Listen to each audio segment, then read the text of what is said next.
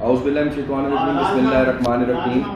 میں district president اٹک قاضی احمد اکبر آپ لوگوں سے مخاطب ہوں، اور آج آپ کو جو پیغام میں ابھی دینا چاہ رہا ہوں وہ یہ ہے کہ تمام جو تحصیل ہزرو، تحصیل حسن عبدال، تحصیل فتح جنگ اور جو لوگ بھی سی پیک کا روٹ لیں گے ان سب نے الٹیمیٹلی یا سنجوال روڈ سے چڑھنا ہے اور یا نئی روڈ سے چڑھنا ہے۔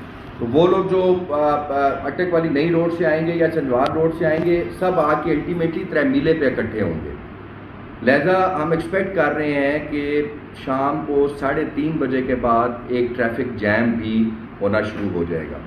دوسرا میں آپ کو یہ بھی بتاتا چلوں کہ ہماری کچھ وی آئی پی موومنٹس بھی اسی روڈ سے ہونی ہیں، تو وہ جو وی آئی پی موومنٹس ہیں اس کے لیے 6:30 بجے انتظامیہ یہ روڈز بند کر دے گی۔ میں دوبارہ ریپیٹ کر دیتا ہوں، 6:30 بجے کل شام کو انتظامیہ یہ روڈز بند کر دے گی، اور میری روڈ سے مراد ہے چلا خان چوک سے لے کر اٹک اسٹیڈیم تک، اور ادھر سے جی ٹی روڈ سے لے کر 3 میلے سے گزر کر اسٹیڈیم تک، یہ دونوں روڈز انتظامیہ بند کر دے گی۔